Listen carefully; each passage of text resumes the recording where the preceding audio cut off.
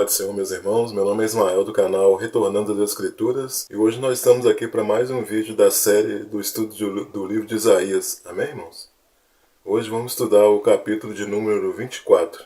Então vou começar aqui lendo Isaías 24, versículo 1, que diz: Eis que o Senhor esvazia a terra, e a desola, e a transtorna a sua superfície, e dispersa os seus moradores. Nós sabemos que Deus ele usou a Assíria, para julgar 10 nações, a Babilônia, a Filístia, Moabe, Síria, Egito, Etiópia, Edom, Arábia, Tiro e Sidom. E Israel entra como a 11ª nação, por quê? Porque Israel se uniu à Síria. Então nós vimos que dos capítulos 13 até o 23, está falando de uma sentença contra as nações. E termina com o capítulo 23 com uma mensagem de restauração. Então lá em Isaías 23, 18, nós já vimos no último vídeo, diz o seguinte: E o seu comércio e a sua ganância de prostituta serão consagrados ao Senhor. Não se entesourará, nem se fechará, mas o seu comércio será para os que habitam perante o Senhor, para que comam até se saciarem e tenham vestimenta durável. Então nós vimos no vídeo anterior, que só tem como entender esse versículo se nós olharmos para o reino milenar. Então o versículo ele nos diz que no reino milenar as riquezas ganhas por essa prostituta aumentarão o bem-estar em Jerusalém. Então, irmãos, depois de profetizar para 10 nações do norte, que a gente sabe que essas 10 nações apontam para a 7ª cabeça da besta, que tem 10 chifres, essa profecia do capítulo 24, ela aponta para o futuro agora. Não tem como fazer uma análise nesse capítulo 24 sob o ponto de vista do contexto histórico de Isaías. Porque todo o capítulo 24 de Isaías, ele aponta para o futuro. Mas então o cumprimento dessa profecia aponta especificamente sobre o final da grande tribulação. E a gente vai ver que dos capítulos 24 até o 27 de Isaías, vai falar da destruição final da terra, que vai terminar com a destruição dos inimigos de Deus e da restauração das 2 casas de Israel. Então a gente vai ver que dos versículos 1 e 4 do capítulo 24 vai nos mostrar cenas de devastação. Então aqui o próprio Deus ele desolará a terra se tornará um grande deserto, a superfície da terra será distorcida, o ataque será como um terremoto e as pessoas serão dispersadas. Então no versículo 1 nós vimos lá que o versículo fala: dispersa os seus moradores. Quando a gente vai lá para Gênesis 11, versículo 9, diz assim: Por isso se chamou o seu nome Babel, porquanto ali confundiu o Senhor a língua de toda a terra, e dali os espalhou o Senhor sobre a face de toda a terra. Então, irmãos, agora no final dos tempos, Deus vai dispersar de novo os moradores da terra. E lá em Joel, capítulo 1, versículo 15, diz assim: Ai do dia, porque o dia do Senhor está perto, e virá como uma assolação do Todo-Poderoso. Então essa visão de Joel, irmãos, ela tem relação, a gente sabe que tem relação com Mateus 24. Fala sobre as calamidades que a terra vai passar. Então nos capítulos 13 a 23 de Isaías, nós vimos o juízo sobre as nações. Agora nós veremos o juízo sobre o mundo inteiro. Então dos capítulos 24 a 27, é chamado de o pequeno Apocalipse. E esse capítulo 24 ele trata dos seguintes assuntos. Ele fala sobre o julgamento amplo, de como estarão as coisas na terra no dia do Senhor. Ele fala da alegria do futuro e a dor do presente por causa daqueles que irão morrer. Fala do julgamento futuro e da impossibilidade de fuga, já que toda a terra irá estremecer. E fala do estabelecimento do reino de Deus no Monte Sião. Então, irmãos, quando Isaías ele tratou das nações, nós vimos Deus agindo através das campanhas militares do rei da Assíria. Isso aponta o quê? Para a maneira como Deus vai julgar a impiedade e vai redimir o seu povo através de Cristo. Isaías 24:2 diz: E o que suceder ao povo, assim sucederá ao sacerdote, ao servo, como ao seu senhor, à serva, como à sua senhora, ao comprador, como ao vendedor, ao que empresta, como ao que toma emprestado, ao que dá usura como ao que paga usura. Então aqui, irmãos, já é o detalhamento do que foi dito no versículo 1. Então aqui mostra que Deus julgará todos sem exceção, independentemente de classe social. Não haverá privilégios, né, para determinadas pessoas escaparem da justiça divina. Então a gente percebe aqui no versículo que nem mesmo o sacerdote vai escapar. Então a corrupção, ela percorrerá todas as camadas da sociedade. Versículo 3. De todo se esvaziará a terra, e de todo será saqueada, porque o Senhor pronunciou esta palavra. Não haverá barreira física, né, ou geográfica, né, que vai impedir a manifestação da ira divina. Nenhuma facção, né, aliás, nenhuma nação ficará de fora. Verso 4. A terra planteia e se murcha, o mundo enfraquece e se murcha. Enfraquecem os mais altos do povo da terra. Então aqui mostra o sofrimento dentro da natureza e o enfraquecimento do mundo, né? O mundo aqui está falando do sistema maligno. E mostra também a ira de Deus sobre os orgulhosos. Então a gente percebe aqui que esse versículo aqui ele tem uma relação com Romanos 8:22, que diz assim: porque sabemos que toda a criação geme e está juntamente com dores de parto até agora. Versículo 5. Na verdade, a terra está contaminada por causa dos seus moradores, porquanto tem transgredido as leis, mudado os estatutos e quebrado a aliança eterna. Então a gente vai ver agora, irmãos, que dos versículos 5 e 6 vai dizer por que o Senhor vai devastar tudo. E este verso ele vai explicar por que a grande tribulação vai ocorrer. Por quê? Porque haverá uma prestação de contas por todos os pecados cometidos. Então por que essa devastação da terra ela vai ocorrer? Quando a gente vai lá para o livro de Oséias, né, capítulo 4, eu vou ler para os irmãos aqui os versículos 1, 2 e 3, né, que diz assim, ó: ouvi a palavra do Senhor, vós filhos de Israel, porque o Senhor tem uma contenda com os habitantes da terra, porque na terra não há verdade, nem benignidade, nem conhecimento de Deus. Só permanecem o perjurar, o mentir, o matar, o furtar e o adulterar. Fazem violência, um ato sanguinário segue imediatamente ao outro. Por isso, né, a terra se lamentará, e qualquer que morar nela desfalecerá, com os animais do campo e com as aves do céu, e até os peixes do mar serão tirados. Então, irmãos, de quem que é a culpa aqui no caso, né? Então o versículo 2 ele responde bem, por causa do perjurar, por causa do mentir, por causa do matar, do furtar. Então a terra ela será devastada exatamente por causa dessas coisas, né, que estão acontecendo na terra. Por que o juízo de Deus, né, então virá sobre a terra? Primeiro, porque o povo tem transgredido as leis de Deus. Segundo, porque o povo tem mudado os estatutos, né, a gente viu isso no versículo. E terceiro, porque eles têm quebrado a aliança eterna. Lembrando, né, que na grande tribulação nós não sofremos a ira de Deus, e sim a ira do diabo.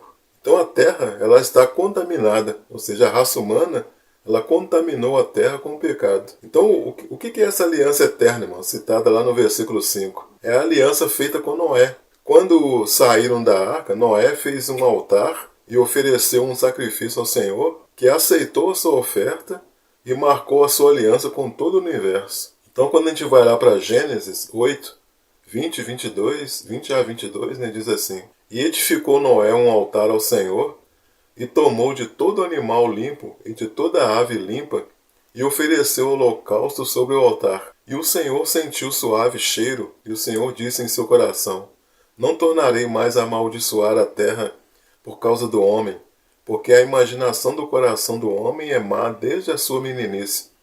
Nem tornarei mais a ferir todo o vivente como fiz. Enquanto a terra durar, sementeira e cega, frio e calor, verão e inverno, dia e noite, não cessarão. Essa aliança eterna, ela também garante o equilíbrio da natureza, né, entre dia e noite, sol e chuva, frio e calor, né, para manter o que? A paz na terra. E Deus promete, né, proteger a terra para que não mais seja totalmente destruída. E também estabelece leis de paz para que os homens não se matem entre si. Aqui em Gênesis 9, versículo 6, diz assim, ó: quem derramar o sangue do homem, pelo homem, o seu sangue será derramado, porque Deus fez o homem conforme a sua imagem. Então, irmãos, Deus ele proveu o alimento, né, para a família de Noé, que antes comia apenas ervas e frutos. Agora eles poderiam comer também é a carne dos animais, né, com restrição de comer o sangue. Lá em Gênesis 9, 3 e 4 diz assim, ó: tudo quanto se move, que é vivente, será para o vosso mantimento. Tudo vos tenho dado como a erva verde. A carne, porém, com sua vida, isto é, com seu sangue, não comereis. Deus mandou então a família de Noé se multiplicar e crescer para povoar a terra, prometendo proteger eles, né? Lá em Gênesis 9, versículo 7 diz assim, ó: mas vós frutificai e multiplicai-vos, povoai abundantemente a terra e multiplicai-vos nela. Então essa aliança, irmãos, ela não tem prazo de vencimento, a menos que uma das partes, né, quebre o contrato. E tem um sinal visível para servir de memorial. Lá em Gênesis 9, versículos 12 a 16, diz o seguinte, ó: e disse Deus: este é o sinal da aliança que põe entre mim e vós, entre toda alma vivente que está convosco, por gerações eternas. O meu arco tenho posto nas nuvens, este será por sinal da aliança entre mim e a terra. E acontecerá que quando eu trouxer nuvens sobre a terra, aparecerá o arco nas nuvens. E então me lembrarei da minha aliança que está entre mim e vós, e entre toda alma vivente, de toda a carne, e as águas não se tornarão mais em dilúvio, para destruir toda a carne. E estará o arco nas nuvens, e eu verei para me lembrar da aliança eterna entre Deus e toda a alma vivente de toda a carne que está sobre a terra. Então percebe aqui, irmãos, que Deus ele deixa bem claro, né, que a aliança é eterna, que a aliança ela é perpétua. Isaías 24:6. Por isso a maldição tem consumido a terra, e os que habitam nela são desolados. Por isso são queimados os moradores da terra, e poucos homens restam. Então essa expressão aqui, poucos homens restam, né, está falando de um remanescente, né, está falando das nações restantes. Versículo 7. Planteia o mosto, enfraquece a vide, e suspiram todos os alegres de coração. Então a gente vai ver aqui que dos versículos 7 até o 13 vai falar sobre o poder de um Deus justo. Então Isaías aqui ele está dizendo que haverá tristeza ao invés de sorriso. As colheitas sofrerão. Quando o versículo diz aqui, planteia o mosto, chora, né? Por quê? Porque não há quem o beba. O mosto ele se tornou insípido. Verso 8. Cessa o folguedo dos tamborins, acaba o ruído dos que exultam e cessa a alegria da harpa. Então a gente vai ver aqui que os músicos, né, pararão no meio das suas festividades. Está apontando aqui para a queda da Grande Babilônia. Quando a gente vai lá para Apocalipse 18, versículo 22, diz assim, ó, Apocalipse 18, 22 está falando da queda da Babilônia, né, da Grande Babilônia. Diz assim, ó: e em ti não se ouvirá mais a voz de harpistas, e de músicos, e de flautistas, e de trombeteiros, e nenhum artífice de arte alguma se achará mais em ti. E o ruído de mó em ti nem se ouvirá mais. Verso 9. Com canções não beberão vinho, a bebida forte será amarga para os que a beberem. Então amarga aqui no sentido, está falando aqui das consequências, né, das calamidades nacionais, né, que vão acontecer sobre a terra. Verso 10. Demolida está a cidade vazia, todas as casas fecharam, ninguém pode entrar. Então as grandes cidades, né, da terra elas serão destruídas. As casas que são consideradas lugar de segurança, elas serão fechadas. Verso 11. Há lastimoso clamor nas ruas por falta do vinho. Toda a alegria se escureceu. Desterrou-se o gozo da terra. Então a gente percebe aqui que só vai ter pranto. O álcool, a gente sabe que o álcool ele gera uma fuga da realidade. E aqui não vai ter mais álcool. Por quê? Porque a dor vai ser tão grande que não vai ter como fugir da realidade. Verso 12. Na cidade só ficou a desolação, a porta ficou reduzida a ruínas. Verso 13. Por quê? Porque assim será no interior da terra, e no meio destes povos, como a sacudidura da oliveira e como os rabiscos, quando está acabada a vindima. Então, depois de toda a destruição, né, restarão poucos homens. Né? Será como poucas azeitonas e uvas após a colheita. Então haverá entre o povo um restante, né, um remanescente, é o povo de Israel. Né? Por quê? Porque o versículo fala de oliveira e videira. Ou seja, como a colheita posterior de uma oliveira, ou como na colheita de azeitonas, ou seja, algumas pessoas permanecerão nos ramos mais altos. Note, irmãos, que Isaías não está descrevendo apenas uma cidade, né, mas toda a terra. Isaías 24:14. Estes alçarão a sua voz e cantarão com alegria, e por causa da glória do Senhor exultarão desde o mar. Então a gente vai ver agora que dos versículos 14 a 16 vai falar da alegria do futuro e a dor do presente, né? A gente vai ver que é um cântico entoado em meio ao lamento. Então o versículo diz aqui, cantarão com alegria. Por quê? Por causa da salvação de Deus, não porque a devastação está acontecendo, né? Mas por causa da salvação de Deus. O remanescente ele se voltará para Deus, né? Cantará louvores e exaltará desde o mar. Então, neste tempo, irmãos, os fiéis eles se erguerão, né? Erguerão as vozes e cantarão de alegria. Então, a mensagem referente ao remanescente, a gente sabe que é um ponto forte de Isaías, né?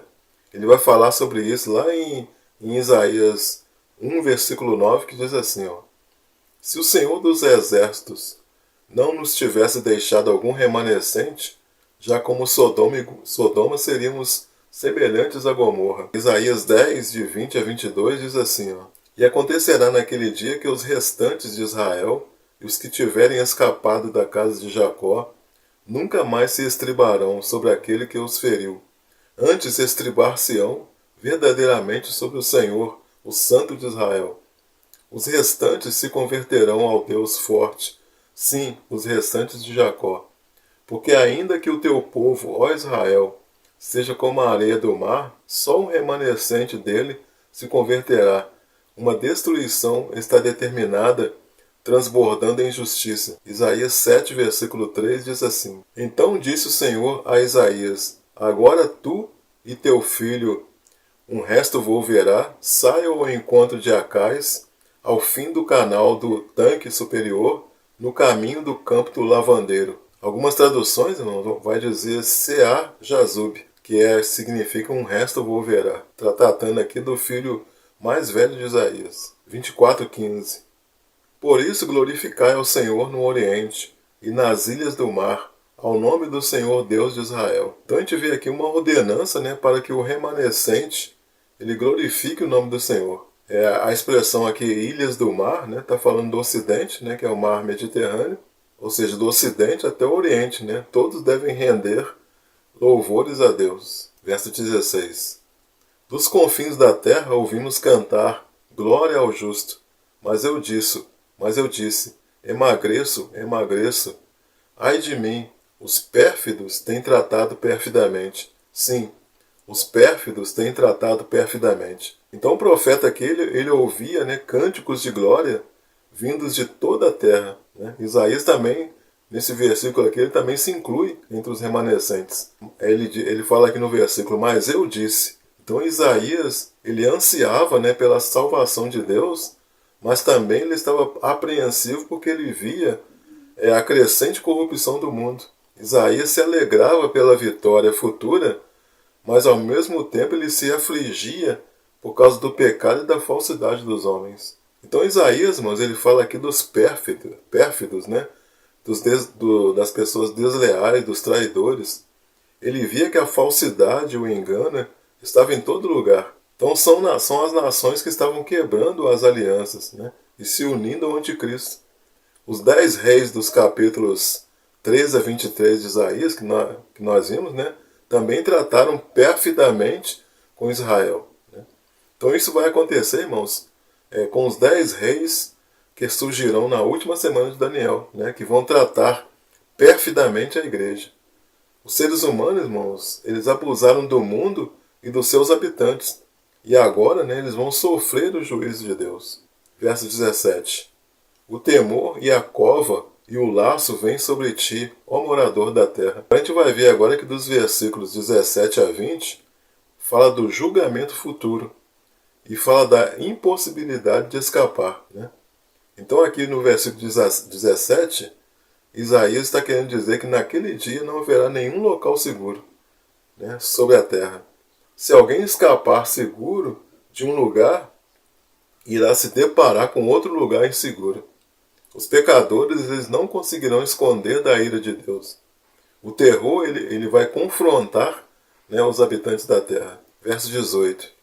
E será que aquele que fugir da voz de temor cairá na cova, e o que subir da cova, o laço prenderá, porque as janelas do alto estão abertas, e os fundamentos da terra tremem. Então, irmãos, está falando aqui das calamidades, né, que virão sobre os homens durante a grande tribulação. Então, aquele que fugir da voz cairá na cova. Por quê? Porque se ele ficar na cova, vai morrer. Se sair da cova, o laço prende. Então, as janelas do alto estão abertas, né? O versículo diz aqui, né, que as janelas do alto estão abertas. Está fazendo referência ao dilúvio. Não que vai ocorrer o dilúvio, porque lá em Gênesis 7, versículo 4, diz assim, ó, porque passados ainda 7 dias, farei chover sobre a terra 40 dias e 40 noites, e desfarei de sobre a face da terra toda a substância que fiz. Então aqui o Isaías está querendo dizer o seguinte, que assim como aconteceu no dilúvio, o Senhor vai abrir as comportas da justiça. Verso 19. De todo está quebrantada a terra, de todo está rompida a terra, e de todo é movida a terra. Então aqui está falando de um terremoto, tem conexão com o Apocalipse 16, 18, né, que diz assim, ó, e houve relâmpagos e vozes e trovões, houve também um grande terremoto, o qual nunca houverá desde que há homens sobre a terra, terremoto tão forte, tão quão grande. Então aqui está falando o quê? Da sétima taça, né? Que vai ser o terremoto mais forte do que qualquer um que tenha havido desde que o homem passou a existir, né? Então esse terremoto aqui, a gente sabe que ele já foi mencionado lá em Apocalipse 11, 19, né? Que vai falar da sétima trombeta, e no Apocalipse 6, versículo 12, que vai falar do sexto selo. Então esse terremoto aqui, irmãos, derruba tudo que o homem edificou. Verso 20. De todo cambaleará a terra como o ébrio, e será movida e removida como a choça de noite, e a sua transgressão se agravará sobre ela, e cairá e nunca mais se levantará. Muitos lugares da terra, irmão, na terra serão destruídos. Tudo que o homem construiu vacilará como um bêbado, será removida como a choça da noite, ou seja, vai balançar como uma rede de dormir. Então a terra, irmãos, a terra ela vai cambalear. A gente vê isso aqui a gente pode ver isso aqui em Zacarias, ó, 14, versículo 4, que diz assim, ó, e naquele dia estarão seus pés sobre o monte das oliveiras, que está defronte de Jerusalém, para o oriente. E o monte das oliveiras será fendido pelo meio, para o oriente e para o ocidente. E haverá um vale muito grande, e metade do monte se apartará para o norte, e a outra metade dele para o sul. Verso 21, né? Isaías 24, 21. E será que naquele dia o Senhor castigará os exércitos do alto nas alturas e os reis da terra sobre a terra? Então a gente vai ver agora que dos versículos 21 a 23 vai falar do estabelecimento do reino de Deus. Todos os poderes espirituais serão castigados. Então no dia do Senhor, irmãos, todas as hostes de Satanás e os reis da terra serão punidos. Então está falando aqui também da besta, né? Da besta e do anticristo no dia da batalha do Armagedon. O dia do Senhor, irmãos, não afetará só os habitantes da terra, mas também Satanás e suas hostes, e os reis da terra, que são os 10 reis. Versículo 22. E serão ajuntados como presos numa masmorra, e serão encerrados num cárcere, e outra vez serão castigados depois de muitos dias. Então este evento aqui, irmãos, ele se refere a Apocalipse 19, versículo 20, que diz assim, ó, e a besta foi presa, e com ela o falso profeta, que diante dela fizeram os sinais, com que enganou os que receberam o sinal da besta, e adoraram a sua imagem. Estes dois foram lançados vivos no lago de fogo, que arde com enxofre. Então a besta, né, a besta e o falso profeta são os primeiros a inaugurarem o lago de fogo e enxofre. Mas esse daqui, irmãos, esse aqui não é um evento do trono branco, né? Isso aqui acontece depois da vinda de Cristo. Então a besta e o falso profeta, né, eles foram presos. Isso significa que vai haver um tribunal para julgamento. Então a besta e o falso profeta, eles não são condenados no trono branco. Em Apocalipse, irmãos, só fala que os dois foram lançados no lago de fogo. Por isso nós temos que ver Daniel. Em Apocalipse não fala de um tribunal específico. Então quando a gente vai lá para Daniel 7, né, versículo 25, diz assim, ó: proferirá palavras contra o Altíssimo, magoará os santos do Altíssimo, e cuidará em mudar os tempos e a lei, e os santos lhe serão entregues nas mãos, por um tempo, 2 tempos e metade de um tempo. 7,26. Mas o juízo estabelecer-se-á, e eles tirarão seu domínio para o destruir e para os desfazer até o fim. Então eles quem? Os santos, né? O Daniel 7,26. Mas o juízo estabelecer-se-á, e eles tirarão seu domínio. Eles quem? Os santos. Então o juízo estabelecer-se-á, ou seja, eles vão se apresentar no tribunal para serem julgados, né? Vai tirar o domínio de quem? Da besta. Lá em Apocalipse 19, 21 diz assim, ó: e os demais foram mortos com a espada que saía da boca do que estava sentado sobre o cavalo, e todas as aves se fartaram das suas carnes. Então essa aqui é a parte que vai morrer na guerra, né? Que vai morrer na batalha do Armagedon. Essas pessoas ressuscitarão no trono branco para serem julgadas de acordo com o que está escrito no livro das obras, né? Elas não foram atiradas no lago de fogo em enxofre. Por quê? Porque elas morreram na batalha. Lá no livro das obras, né, vai ser revelado que o nome deles não se encontra no livro da vida. Né? Eles serão lançados, né, no lago de fogo e enxofre. Isaías 24, 23. E a lua se envergonhará, e o sol se confundirá, quando o Senhor dos Exércitos reinar no monte Sião e em Jerusalém, e perante os seus anciãos gloriosamente. Então aqui está falando de eventos, né, relacionados ao sexto selo. O sexto selo revela a vinda de Cristo. Então fala do sol, da lua, das estrelas, né, que são sinais, né, são tempos determinados. A glória de Deus, mano, brilhará mais do que o sol e a lua. A lua ela vai se envergonhar e o sol ficará pálido. Né? Então a gente está falando aqui de versículos relacionados, né, aqui ao verso 23. Vamos ver aqui alguns versículos, né? Joel 2,31. O sol se converterá em trevas e a lua em sangue, antes que venha o grande e terrível dia do Senhor. Então Joel 2,31 está relacionado aqui com Isaías 24, 23. Joel 3, versículo 15, diz assim, ó: o sol e a lua se escurecem, e as estrelas retiram o seu esplendor. Isaías 34, versículo 4. Todo o exército dos céus se dissolverá, e os céus se enrolarão como um pergaminho. Todo o seu exército cairá, como cai a folha da vide e a folha da figueira. Mateus 24, 29.